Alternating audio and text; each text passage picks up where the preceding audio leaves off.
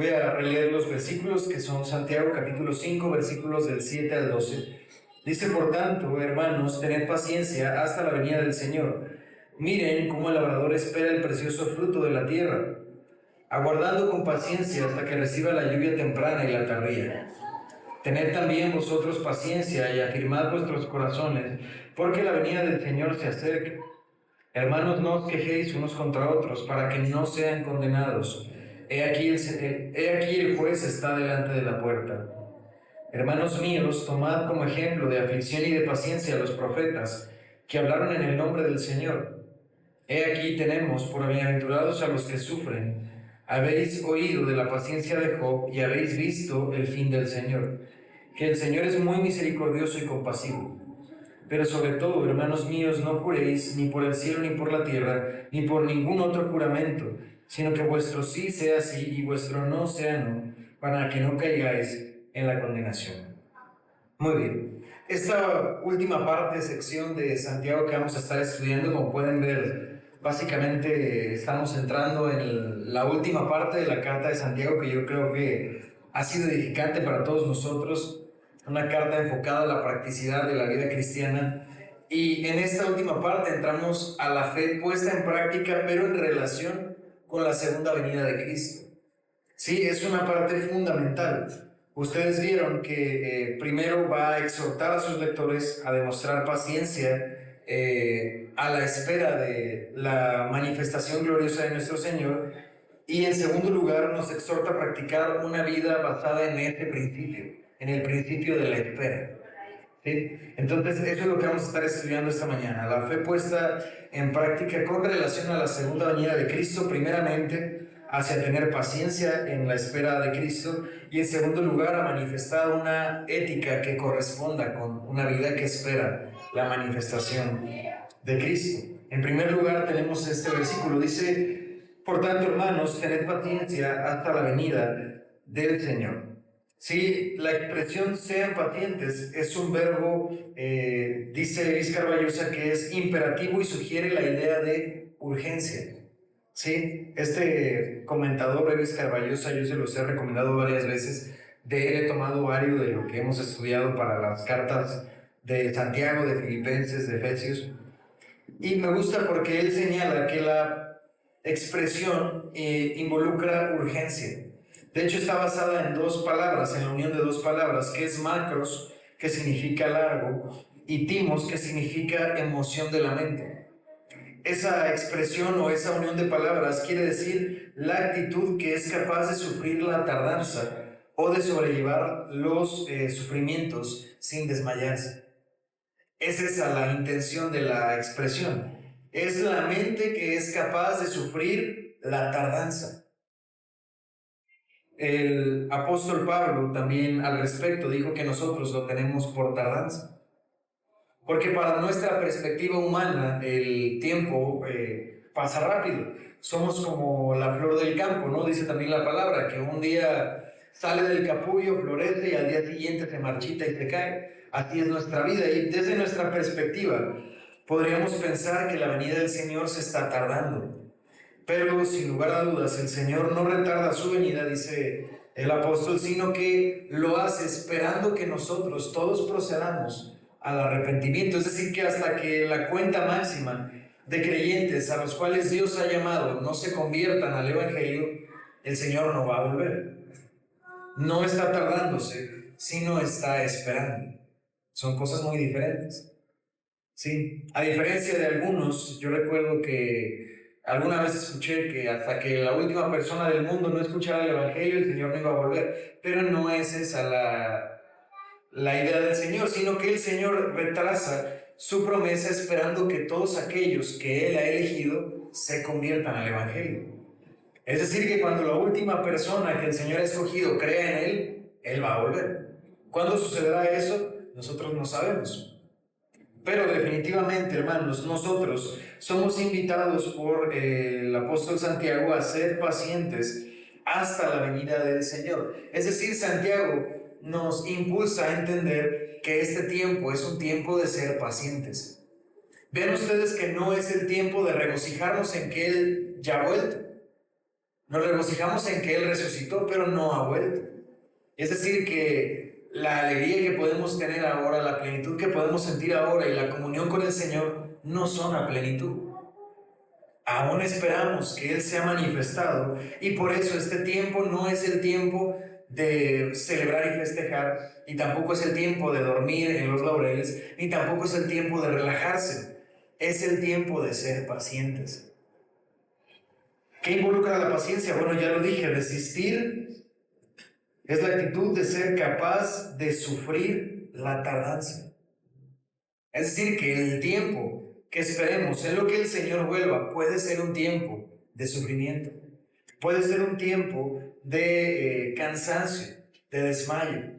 Por eso Santiago nos dice que tenemos que ser pacientes pensando en que Él ha de manifestarse. La unión de esas palabras es macrotumeo, que significa aguantar hasta el fin. Es la capacidad, hermanos, de soportar las diversas pruebas hasta que el Señor se ha manifestado. Es la capacidad de entender que este tiempo es un tiempo de soportar. Y en este sentido, entonces, describiría la vida de un cristiano. Es una vida de soportar. No suena tan estimulante, ¿no?, como otros predicadores lo pueden enseñar. Pero hay que entender que la vida presente es una vida de paciencia. Y la paciencia, hermanos, requiere esfuerzo, requiere compromiso, sacrificio, requiere un constante negarse a uno mismo para poder disponer nuestra actitud, nuestra voluntad al Señor y saber que no es el tiempo todavía, de que todavía tenemos que esperar. Y lo indica hasta qué momento, hasta la venida del Señor. Hay quienes tienen esperanza en otra cosa. Hay quienes esperan que el Señor restablezca un orden diferente. Hay quienes esperan todavía que algo parecido al Señor Jesús surja para que las personas sean libres de la esclavitud, libres del trabajo, libres de la opresión de algún gobierno. Hay quienes esperan tal vez en situaciones del mundo, ¿no?, que el peso suba, que comprar propiedad sea mejor. Hay quienes depositan su confianza en otras cosas como la familia, como el trabajo. El problema con todas esas cosas, hermanos, es que no nos van a dar la capacidad de esperar.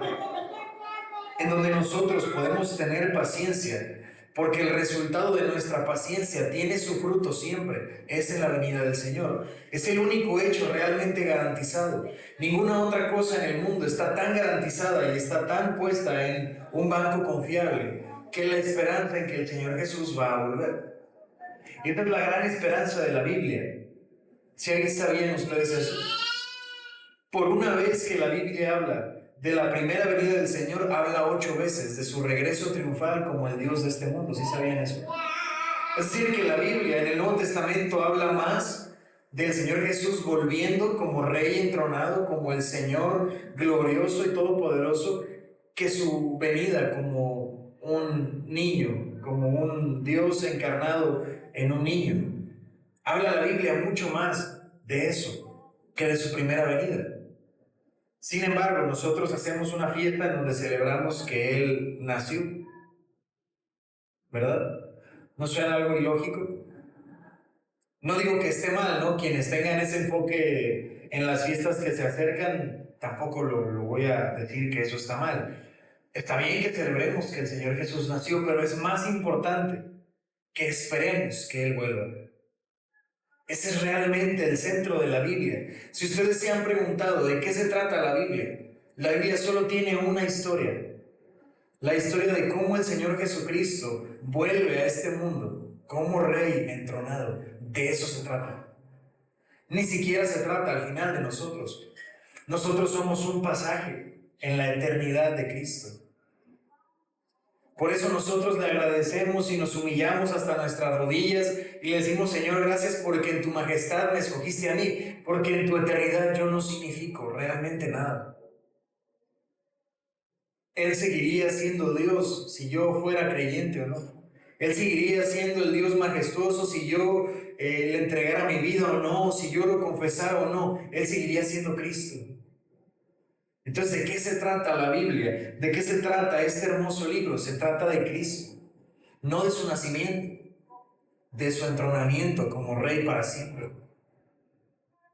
El nacimiento del Señor Jesús y su encarnación son importantes, pero tampoco son lo más importante. Lo más importante es que Él va a venir otro día, un día que esperamos, como el Señor Todopoderoso y Soberano, y juzgará al mundo con poder. Esa es la historia de la Biblia. Por eso cuando alguien me pregunta por qué la Biblia no habla de cierto tema, por qué no la Biblia habla de los antiguos, lo que pasó antes de que Adán y Eva, por qué la Biblia no habla de la creación del universo, porque de la Biblia no se trata de eso. Dios en su bondad, sabiendo que somos curiosos, nos da pistas al respecto, ¿no? Nos da una probada de lo que pasó o de lo que ha de ser, porque tampoco la Biblia se enfoca en lo que ha de venir. Sigue siendo para nosotros un misterio. Que hemos de estar con el Señor es una realidad. Que Él va a vivir en medio de su pueblo es una certidumbre. Pero ¿qué hemos de hacer? ¿Qué trabajo sigue después de esto? No lo sabemos. Porque tampoco de eso se trata la Biblia. Se trata de la persona de Cristo y de su segunda venida. Tanto es así, hermanos, vamos a estudiar algunos versículos que de la segunda venida del Señor se ha escrito mucho y en muchos versículos. Primero vamos a ver Hechos 1:11. Hechos 1:11.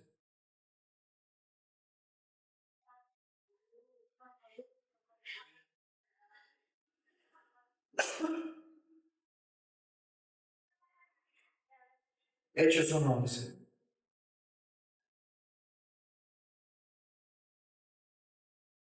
Vamos a leer desde el 8, perdón. Dice, pero recibiréis poder cuando haya venido sobre vosotros el Espíritu Santo, y me seréis testigos en Jerusalén, en toda Judea, en Samaria, y hasta en lo último de la tierra. Y habiendo dicho estas cosas, viéndolo ellos, fue alzado y le recibió una nube que le ocultó de sus ojos. Y estando ellos con los ojos puestos en el cielo, entre tanto que él se iba, he aquí se pusieron junto a ellos, dos varones con vestiduras blancas, los cuales también les dijeron, varones galileos, ¿por qué están mirando el cielo? Este mismo Jesús que ha sido tomado de vosotros al cielo, así vendrá como le habéis visto ir al cielo. Es decir, no pasó ni un minuto ni un segundo después de que el Señor Jesús fue llevado, que la promesa no regresó en un dicho para ellos. El Señor Jesús les dio instrucciones claras, les dijo, ustedes van a ser mis testigos, van a ir a predicar a todas las naciones, esa es la instrucción que yo les voy a dar, yo los estoy enviando, van enviados por mí, por lo tanto tienen la potestad que yo les he dado. Y entonces Él es tomado en el cielo y dice que una nube fue la que lo cubrió. Imagínense esa situación. Los discípulos están viendo a su Señor, a quienes siguieron por 3 años, quien se convirtió en ellos en su maestro, en su Señor, en su pastor, en su mejor amigo, en su guía espiritual en todos los sentidos, en la única persona que les había hablado realmente de la religión en la que ellos creían y que habían entendido. Para ellos, hermanos, imagínense ver a ese Señor cubierto por las nubes. Tal vez fue para ellos desmoralizador. Pensar en que ahí se había terminado. ¿Y ahora qué va a pasar? ¿Ahora quién nos va a guiar? ¿Qué vamos a hacer? Sí, ya nos dijo cuál es nuestra tarea, pero si Él no está, ¿qué vamos a hacer? El Señor, sabiendo, hermanos, en su sabiduría, que los hombres somos propensos a desanimarnos, desalentarnos, a perder la esperanza, apenas vemos un atisbo de que puede no cumplirse nuestro sueño.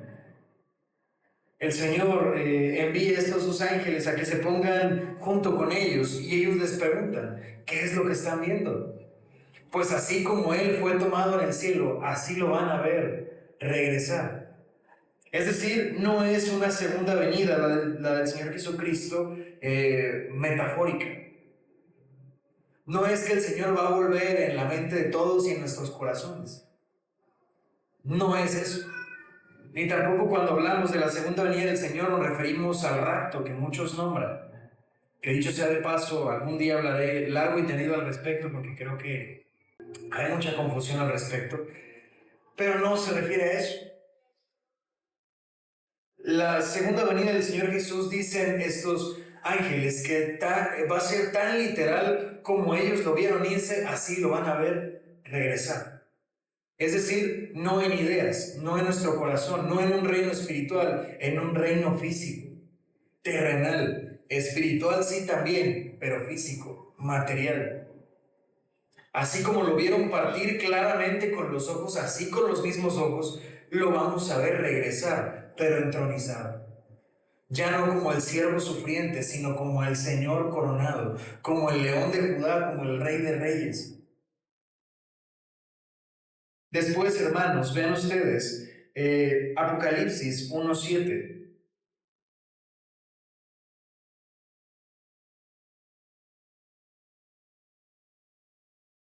Apocalipsis 1:7.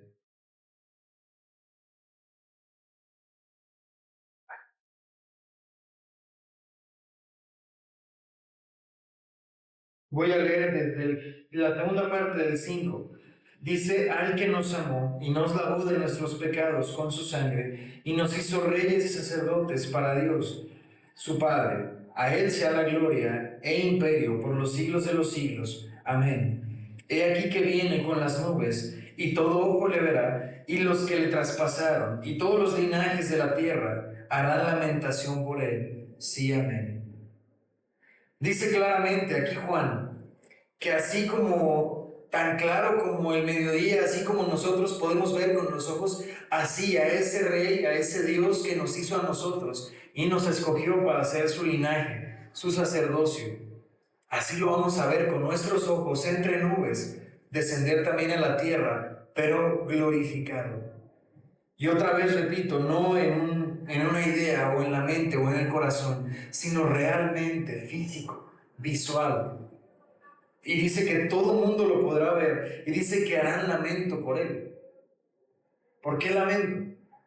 Porque se darán cuenta que aquel al que no creyeron, aquel que ridiculizaron, que aquel que crucificaron, realmente Dios lo ha hecho Señor y Rey de Reyes.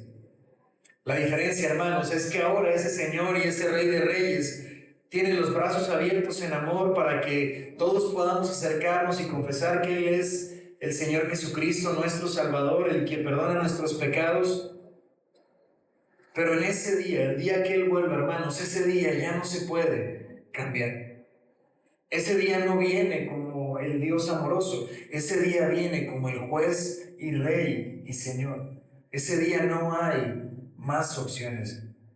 Por eso el profeta dice que tenemos que buscar a Dios mientras Él puede ser hallado, porque definitivamente hay un tiempo en el que podemos llamar a Él, hay un tiempo en el que podemos entrar en su santuario y podemos convertirnos nosotros a esta fe, podemos hacerlo nuestro Señor y podemos entregarle nuestra vida. Y Él es bueno y justo para perdonarnos y limpiarnos de toda maldad. Pero no va a ser así siempre. No siempre va a estar disponible para que nosotros nos arrepintamos. Por eso Santiago dice, tienes que saber que la venida del Señor es pronto.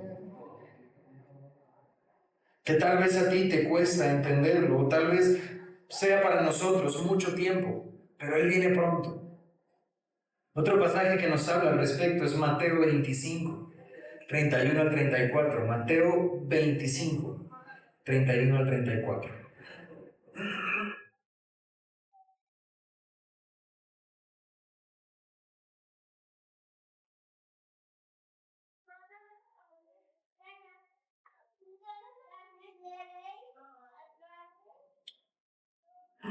Dice, cuando el Hijo del Hombre venga en su reino y todos los santos ángeles con él, entonces se sentará en su trono de gloria y serán reunidas delante de él todas las naciones, apartará los unos de los otros, como aparta el pastor las ovejas de los cabritos, y pondrá las ovejas a su derecha y a los cabritos a su izquierda. Entonces el rey dirá a los de su derecha, venid, benditos de mi Padre, heredad el reino preparado para vosotros desde la fundación del mundo. Porque tuve hambre y me disteis de comer, y tuve sed y me disteis de beber, y fui forastero y me recogiste, y estuve desnudo y me cubriste, enfermo y me visitasteis en la cárcel, y vinisteis a mí. Entonces los justos responderán diciendo: Señor, ¿cuándo te vimos hambriento y te sustentamos, o sediento y te dimos de beber? Bueno, hasta ahí lo vamos a dejar. Continúa esta descripción hasta que también a los de la izquierda los envía a la condenación. Pero aquí podemos ver que entonces la venida del Señor también está acompañada de juicio. Entonces, básicamente podríamos decir que la venida del Señor se compone de varias cosas: de que Él vuelve en un reino no espiritual, sino en un reino físico, material. Sí espiritual también, pero al presente vivimos en un reino espiritual de Cristo. Él no está con nosotros todavía, físicamente. Estamos en un reino espiritual, pero cuando Él vuelva será también físico, físico y visible. Y también, como es físico y visible, hermanos, también es en un término judicial. Es decir, viene a declarar una sentencia.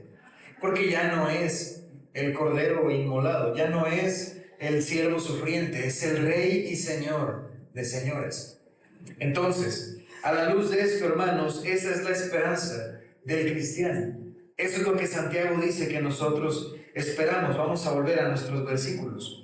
Por lo tanto, hermanos, tened paciencia hasta la venida del Señor. Miren cómo el labrador espera precioso el fruto de la tierra, aguardando con paciencia hasta que reciba la lluvia temprana y la tardía.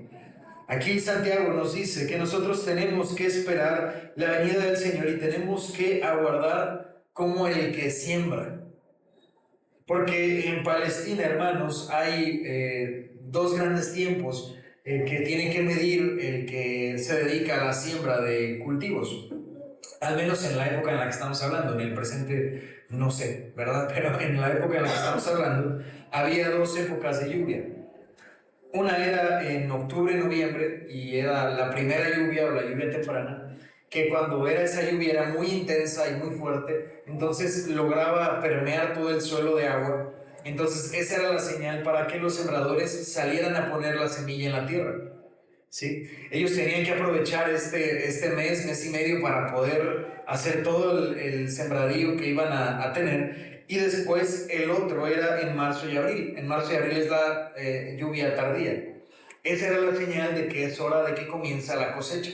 Entonces esa segunda lluvia intensa regaba todo el campo y entonces las plantas comenzaban a dar sus frutos. Por eso eran dos cosas que los labradores esperaban con ansiedad: que comenzara a llover para hacer la siembra y que volviera a llover para comenzar la cosecha.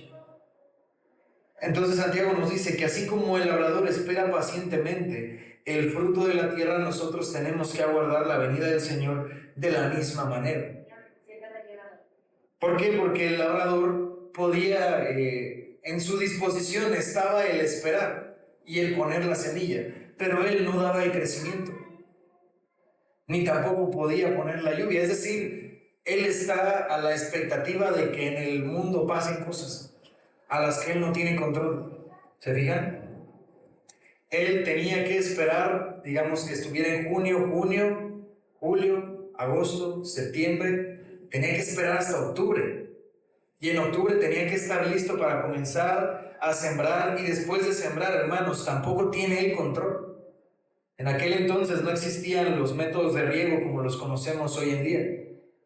Ni en la zona había suficiente agua como para que pudiera hacerse de esa manera. Entonces ellos solo podían cuidar las plantas, limpiarles la maleza, cuidar que estuvieran bien sembradas las semillas, cuidar que las aves no se las comieran, cuidar que fuera en buena tierra donde sembraran. Pero el crecimiento, el riego, el fruto, esas cosas él no tenía el control. Él sembraba y esperaba pacientemente a que después volviera a venir la lluvia, que regara el campo, para que el campo pudiera dar el fruto. Y en ninguna de esas cosas podía hacer nada, sino estar expectante, esperando que Dios diera el fruto. Asimismo, hermanos, Santiago nos dice que nosotros aguardamos la venida del Señor con esa misma expectativa. Nosotros no podemos apresurar su venida, ni tampoco la podemos retrasar. Pero nosotros podemos hacer lo que está en nosotros: esperar pacientemente, trabajar pacientemente, sabiendo que en algún momento el Señor ha de dar el fruto a su debido tiempo. Ese fruto que esperamos, hermanos, está puesto en garantía, va a venir. Solo tenemos que ser pacientes y hacer lo que a nosotros nos corresponde hacer. Pablo decía que no se avergonzaba del Evangelio porque tenía poder para salvar la vida de las personas y que en Cristo su depósito estaba seguro. Pues así, hermanos, también nosotros tenemos que confiar en que nuestro depósito, nuestra vida está segura en Cristo y Él va a dar su debido fruto a su tiempo. Pero en este tiempo es tiempo de ser pacientes. Versículo 8 dice: tened también vosotros paciencia y afirmen sus corazones, porque la venida del Señor se acerca. Aquí Santiago nos vuelve a repetir una segunda vez. Ya saben cómo es la literatura hebrea, la repetición remarca importancia. Ya dijo al principio: tengan paciencia, vuelve a decir: tengan paciencia. Pero aquí le añade un factor, dice: afirmen sus corazones.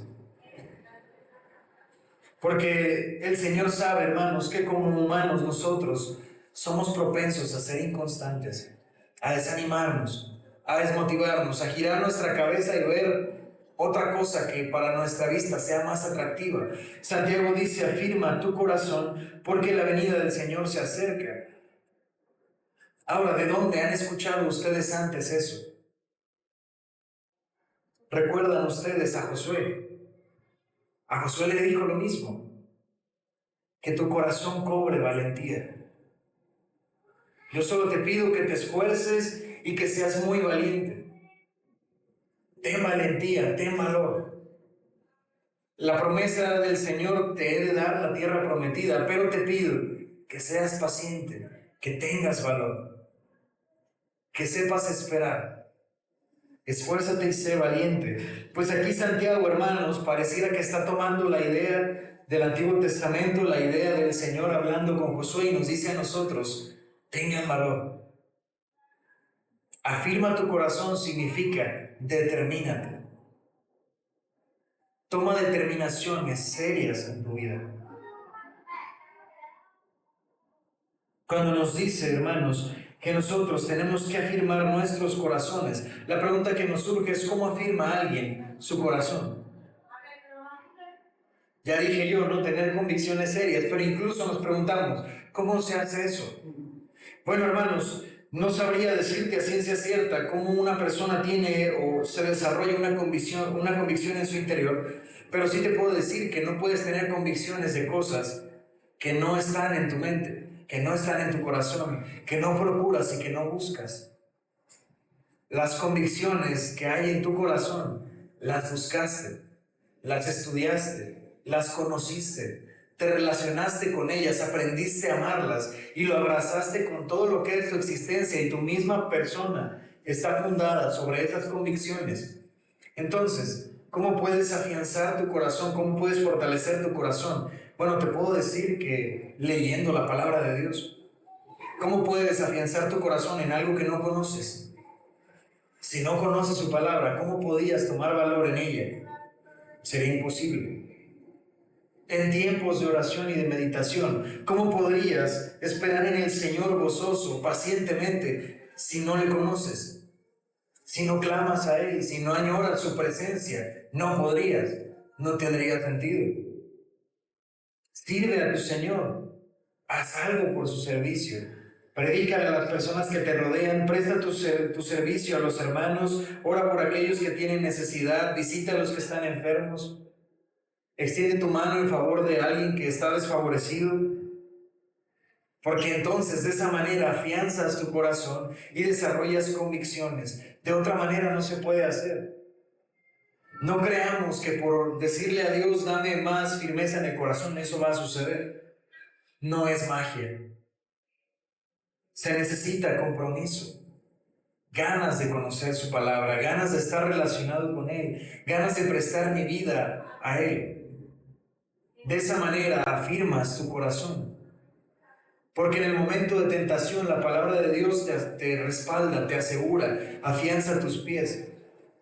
Porque en el tiempo, hermanos, de pruebas, de dificultades, uno puede levantar sus manos a Dios, puede levantar su voz a Dios, y sabe uno que Él escucha y que favorece a aquellos a quienes ama. Pero sería imposible afirmar mi corazón si yo no estudio su palabra, si yo no le sirvo, si yo no oro, si yo no estudio su palabra, si yo no estoy dispuesto a predicarle a otros, si no estoy dispuesto a prestarle mi tiempo o mi esfuerzo o mis ganas al Señor, sería imposible afirmar mi corazón. Cuando nosotros, hermanos, somos inconstantes, no quiere decir eso, que el Señor nos ha dejado de un lado. Significa que nosotros no hemos estado procurándolo lo suficiente. Y nuestro corazón entonces se convierte en frágil, cambiable. Nuestras emociones inestables. Nuestra mente fácilmente llevada de una convicción a otra, de una creencia a otra. No tiene que ver con que el Señor esté lejos de nosotros, sino que nosotros no afirmamos nuestros propios corazones, no cobramos el valor. Continúa el apóstol y esta última parte es más lo práctico. Dice, hermanos, no se quejen unos contra otros para que no sean condenados. He aquí el juez está delante de la puerta. Aquí pareciera que Santiago está cambiando de tema, pero realmente está hablando de la ética que acompaña la segunda venida del Señor. Ya nos dijo más o menos, ¿no? Yo he dicho que no es tan teológico ni tan profundo Santiago, no es la intención de él, pero sí nos está poniendo una base doctrinal para después darnos la ética. Nos habla de la segunda venida del Señor como el gran momento que todos esperamos, lo que determina nuestra vida. Y luego nos dice que tenemos que tener ética que acompañe la segunda venida del Señor. Pues la segunda parte nos indica, hermanos, que nosotros no deberíamos de juzgarnos unos a otros por dos razones principales. La primera, hermanos, lo dice aquí claramente, porque el juez está delante de la puerta. Es decir, dice que el Señor ya viene, que está cerca. Y está tan cerca que ya está a la puerta. Y dice que el juez está a la puerta. No tienes tu necesidad de juzgar a nadie, pues el juez está a la puerta. Él ya está aquí y tú no eres el juez. Tú no fuiste llamado a juzgar a otros, tú fuiste llamado a servirlo. El juez ya está a la puerta. Él juzgará a las personas de acuerdo a sus obras. No está en ti esa actitud. No está en nosotros. Ese ministerio está en el Señor y Él ya está a la puerta. Y el otro dice, hermanos, no os quejéis unos contra otros para que no sean condenados. No tendría sentido, hermanos, juzgar a otros, pues nosotros mismos tenemos mucho de qué ser juzgados. Por lo tanto, decía el Señor Jesús que así como tú juzgas a otros, tú mismo serás juzgado.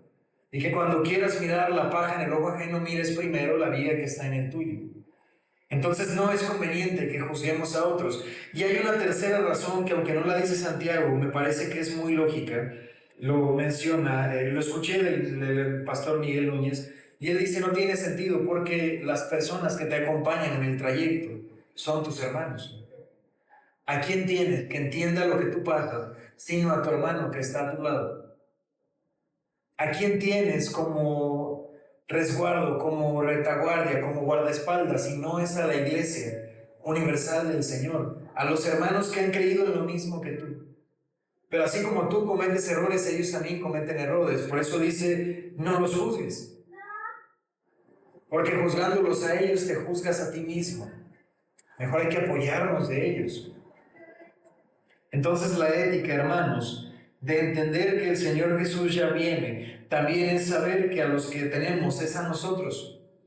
Que nos amemos antes de juzgarnos. Que nos impulsemos a las buenas obras antes de criticarnos. Que en lugar de regañar, de reprender, de juzgar a otros, nos exhortemos mejor a las buenas obras. Somos a quienes tenemos, hermanos. Por eso dice el versículo 10, hermanos míos, tomad como ejemplo de aflicción y de paciencia a los profetas que hablaron en el nombre del Señor. He aquí tenemos por bienaventurados a los que sufren. Habéis oído de la paciencia de Job y habéis visto el fin del Señor, que el Señor es muy misericordioso y compasivo. Aquí Santiago nos dice, hermanos, que la ética del cristiano, cuando entiende que el Señor Jesús viene pronto, es que sabe ser paciente, sabe soportar la prueba, sabiendo que las pruebas tienen dolor y sufrimiento. Y por eso, tal vez suena algo ilógico, pero Santiago y en muchas otras partes de la Biblia, como el Señor Jesús en las bienaventuranzas, les llama bienaventurados a los que sufren. Pareciera no tener sentido, ¿no? Bienaventurado significa el que es 3 veces feliz.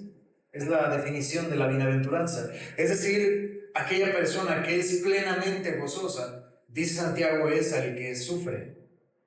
Los tenemos por bienaventurados a los que sufren. ¿Por qué? Porque ellos realmente, hermanos, esperan la venida del Señor y esa esperanza va acompañada de su debido premio. El Señor Jesús dijo, bienaventurados los que son perseguidos, porque ellos recibirán su recompensa. Es decir, si nosotros, hermanos, sabemos ser pacientes, sabemos aguardar la venida del Señor y tomamos valor y nos determinamos y estamos juntos con los hermanos, nos motivamos entre todos a las buenas obras, entonces sabemos que nuestra paciencia verá su debido fruto al final del camino. Y así como Job tuvo que padecer por mucho tiempo, pero al final del libro de Job se nos dice que él recibió mucho más abundantes cosas que las que tenía cuando comenzó. Así también nosotros sabemos que si Dios le dio a Job mucho más de lo que tuvo en un principio, así también nos va a dar a nosotros mucho más bendición que la que nosotros pensamos que podemos obtener en esta vida. Pero tenemos que ser pacientes. Termina diciendo, por sobre todo, hermanos, no juréis ni por el cielo ni por la tierra, ni por ningún otro juramento, sino que vuestro sí sea sí y vuestro no sea no, para que no caigáis en condenación. Aquí cuando yo lo leí me llamó la atención porque parece no tener mucho que ver con lo que está diciendo Santiago, ¿no? De repente parece que cambia de tema. Pero sigue hablando de la ética del cristiano a la luz de que el Señor Jesús viene pronto. Cuando dice que vuestro sí sea sí, vuestro no sea no, habla justamente de la determinación. Si algo, hermanos, el Señor odia, si algo podría decir yo, si me permiten usar esa frase, le cae gordo, es la no integridad, la falta de integridad. Por eso he dicho muchas veces en estos estudios, y les he repetido, este pasaje que el Señor dice que a los tibios los vomita de su boca, porque no hay nada que desprecie más que eso. La actitud de estar en medio, de no tener un compromiso real y sincero, pero tampoco un alejamiento honesto. La persona que quiere estar en medio de las dos cosas, en medio de estar con el Señor, pero también amar al mundo, son cosas incompatibles y el Señor detesta eso. Porque a nadie le beneficia eso. Porque no beneficia a Dios eso. Dios no necesita una persona así. No necesita ninguna persona, pero yo les aseguro que no necesita una persona que quiera mentirle. No podrías mentirle, por mucho que fingieras y fingieras bien, no puedes engañar al Señor. Pero la persona que quiere estar con ambos pies en el mundo y en la iglesia, ni sirve al mundo, porque en el mundo es juzgado por el mundo, y en la iglesia, hermanos, tampoco está en el Señor y será juzgado por el Señor. Entonces ni está en el mundo, ni se deja gozar, entre comillas, de los placeres del mundo, pero tampoco disfruta de los beneficios de estar con el Señor. Está en medio de la nada. Entonces Santiago nos dice que tu hablar sea si es un sí, que sea determinado, sí. Y si es un no, entonces determina el no. En la ética cristiana, hermanos, eso significa tener una convicción clara. Pablo dijo que vuestro hablar sea sí, sí o no, no, porque lo demás de mal procede. Es decir, que la falta de determinación en la vida cristiana, hermanos, no lleva a ningún buen puerto. Tienes que cobrar valor a la espera de que el Señor Jesús vuelva, y en eso tu determinación tiene que ser siempre sí. Servir al Señor, sí, estudiar la palabra, sí a la oración, sí a la alabanza, sí a prestar mi tiempo, sí a prestar mi esfuerzo. Y si a la luz de todas esas verdades no estás seguro, entonces también puedes decir que no. Pero no pretendamos querer estar en las dos cosas. Sí me gusta estar con el Señor cuando son bendiciones y cosas buenas que me gustan, pero no cuando se trata de trabajar, de esforzar y de negarme a mí mismo. Eso a nadie beneficia. Pero si has de esperar en el Señor, entonces determínate a servirlo de verdad. Por eso dice el Señor, a mí no me jures por nada. Dime que sí, pero que sea un sí. Se fijan que básicamente eso dice, no jures por el cielo ni por la tierra. Mejor que tu sí sea un sí. Que nuestro compromiso con el Señor sea constante, ferviente. Dice Santiago, cobra valor. Afirma tu corazón. ¿En qué esperanza? ¿En la esperanza de que va a subir el dólar? No. ¿En la esperanza de que voy a tener un mejor trabajo? No. ¿En la esperanza de que voy a tener casas, carros, estatus? No. En la esperanza de que el Señor Jesús viene y viene pronto. Y que cuando venga, hermanos, en lugar de verlo con lamento, con tristeza, con duelo, con coraje, así como el mundo va a ver su regreso, mejor que cuando Él vuelva, hermanos, se encuentre en nosotros la fe, la alegría, el gozo de decir, por fin, el tiempo de la cosecha llegó, el tiempo de que coseche los frutos de mi esfuerzo por el Señor. La promesa del Señor, hermanos, es que Él da la debida recompensa a quienes se la merecen. Trabajen por el Señor y a su debido tiempo, hermanos, cosecharemos los frutos de haberle trabajado. Amén. Vamos a terminar con una oración.